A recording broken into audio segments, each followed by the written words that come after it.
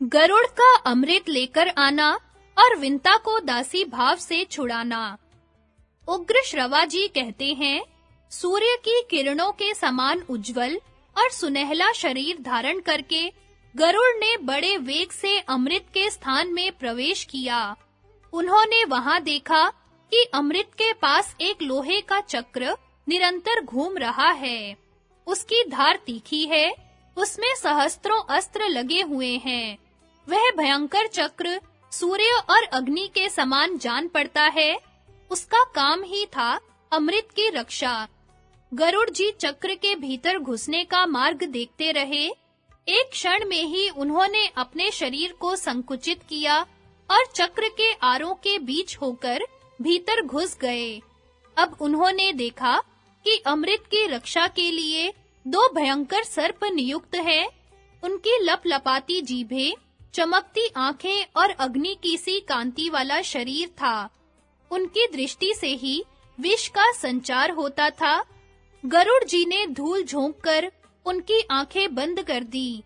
चोंचों और पंजों से मार-मार कर उन्हें कुचल दिया, चक्र को तोड़ डाला और बड़े वेग से अमृत पात्र लेकर वहां से उड़ चले। उन्होंने स्वयं अमृत नहीं पिया, बस आकाश में उड़कर सर्पों के पास चल दिए। आकाश में उन्हें विष्णु भगवान के दर्शन हुए। गरुड़ के मन में अमृत पीने का लोभ नहीं है, यह जानकर अविनाशी भगवान उन पर बहुत प्रसन्न हुए और बोले, गरुड़, मैं तुम्हें वर देना चाहता हूँ, मनचाही वस्तु मांग लो। गरुड़ ने कहा, भगवन, एक तो आप मुझे अपनी ध्वजा में रखिए, दूसरे मैं अमृत पिए बिना ही अजर अमर हो जाऊं। भगवन ने कहा, तथास्तु। गरुड़ ने कहा, मैं भी आपको वर देना चाहता हूँ, मुझसे कुछ मांग लीजिए। भगवान ने कहा, तुम मेरे वाहन बन जाओ। गरुड़ ने ऐसा ही होगा कहकर उनकी अनुमति से अमृत लेकर यात्रा की। अब तक इंद्र की आंखें खुल चुकी थी। उन्होंने गरुड़ को अमृत ले जाते देख क्रोध से भरकर वज्र चलाया। गरुड़ ने वज्राहत होकर भी हंसते हुए कोमल वाणी से कहा, इंद्र, जिनकी हड्डी से यह वज्र बना है, उनके सम्मान के लिए मैं अपना एक पंख छोड़ देता हूँ। तुम उसका भी अंत नहीं पा सकोगे। वज्राघात से मुझे तनिक भी पीड़ा नहीं हुई है। गरुड़ ने अपना एक पंख गिरा दिया। उसे देखकर लोगों को बड़ा आनंद हुआ। सबने कहा, जिसका यह पंख है, उस पक्षी का नाम सुपर्ण हो। इंद्र ने चकित होकर मन ही मन कहा, धन्य है यह पराक्रमी पक्षी। उन्होंने कहा, पक्षीराज, मैं जानना चाहता हूँ कि तुम में कितना बल है, साथ ही तुमसे मित्रता भी चाहता हूँ। गरुड़ ने कहा, देवराज, आपके इच्छा अनुसार हमारी मित्रता रहे। बल के संबंध में क्या बताऊं? अपने मुंह से अपने गुणों का बखान, बल की प्रशंसा सत्पुरुषों की दृष्टि में अच्छी नहीं है। आप मुझे मित्र मानकर पूछ रहे हैं, तो मैं मित्र के समान ही बतलाता हूँ कि पर्वत, वन, समुद्र और जल सहित सारी पृथ्वी को तथा इसके ऊपर रहने वाले आप लोगों को अपने एक पंख पर उठाकर मैं बिना परिश्रम उड़ सकता हूँ।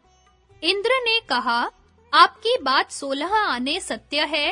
अब आप मेरी घनिष्ठ मित्रता स्वीकार कीजिए। यदि आपको अमृत की आवश्यकता न हो, तो मुझे दे दीजिए।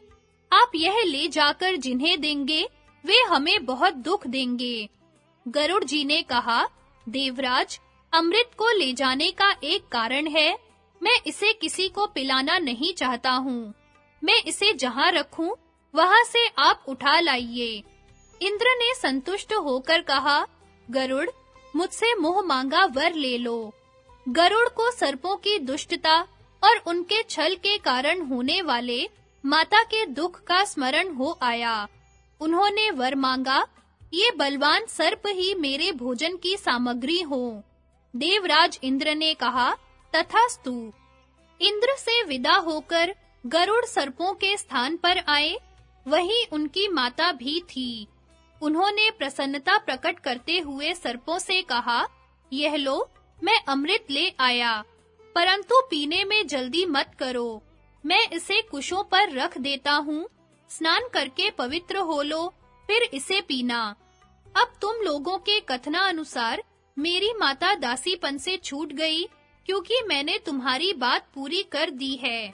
सर्पों ने स्वीकार कर लिया।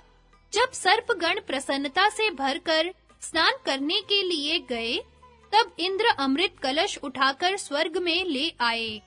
मंगल कृत्यों से लौटकर सर्पों ने देखा तो अमृत उस स्थान पर नहीं था। उन्होंने समझ लिया कि हमने विंता को दासी बनाने के लिए जो कपट किया था, उसी का यह फल है।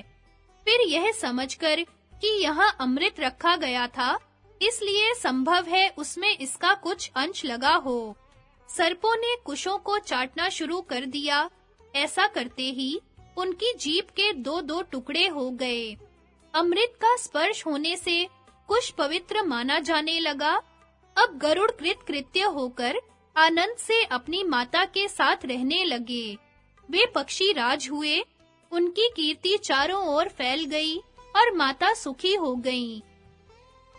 शेषनाग की वर प्राप्ति और माता के शाप से बचने के लिए सर्पों की बातचीत। शौनक जी ने पूछा, सूत नंदन, जब सर्पों को यह बात मालूम हो गई कि माता कद्रू ने हमें शाप दे दिया है, तब उन्होंने उसके निवारण के लिए क्या किया? उग्र श्रवा जी ने कहा, उन सर्पों में एक शेषनाग भी थे।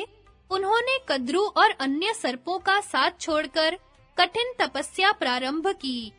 वे केवल हवा पीकर रहते और अपने व्रत का पूर्ण पालन करते थे। वे अपनी इंद्रियों को वश में करके गंधमादन, बद्रिका आश्रम, गोकर्ण और हिमालय आदि की तराई में एकांत वास करते और पवित्र तीर्थों तथा धामों की यात्रा भी करते थे। ब्रह्मा जी ने देखा कि शेषनाग के शरीर का मांस, त्वचा और नाड़ियां सूख गई हैं।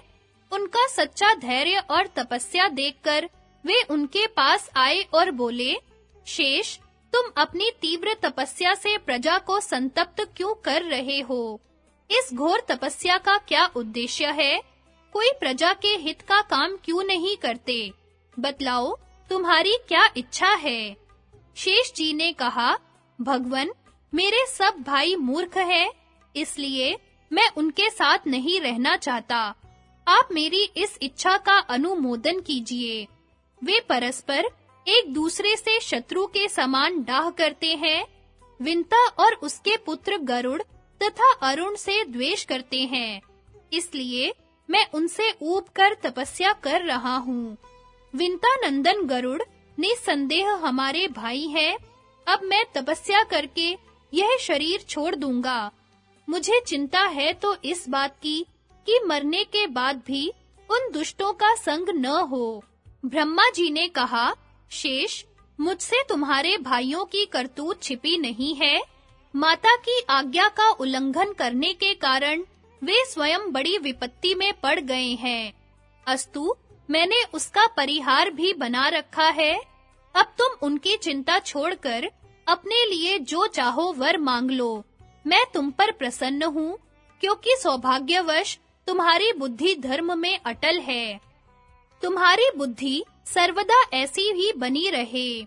शेष जी ने कहा, पितामह, मैं यही वर चाहता हूँ कि मेरी बुद्धि धर्म, तपस्या और शांति में संलग्न रहे। ब्रह्मा जी ने कहा, शेष, मैं तुम्हारी इंद्रियों और मन के संयम से बहुत प्रसन्न हूँ। मेरी आज्ञा से तुम प्रजा के हित के लिए एक काम करो। यह सारी पृथ्वी, पर्वत, वन, सागर, ग्राम, विहार और नगरों के साथ हिलती डोलती रहती है। तुम इसे इस प्रकार धारण करो जिससे यह अचल हो जाए। शेष जी ने कहा, आप प्रजा के स्वामी और समर्थ हैं। मैं आपकी आज्ञा का पालन करूंगा। मैं पृथ्वी को इस प्रकार धारण करूंगा जिससे वह हिले डुले नहीं। आप इसको मेरे सिर पर रख दीजिए। ब्रह्मा जी ने कहा, शेष, पृथ्वी तुम्हें मार्ग देगी। तुम उसके भीतर घुस जाओ। तुम पृथ्वी को धारण करके मेरा बड़ा प्रिय कार्य करोगे। ब्रह्मा जी के आज्ञा अनुसार शेषनाग भूविवर में प्रवेश करके नीचे चले गए और समुद्र से घिरी पृथ्वी को चारों ओर से पकड़कर सिर पर उठा लिया। वे तभी से स्थिर भाव से स्थित हैं।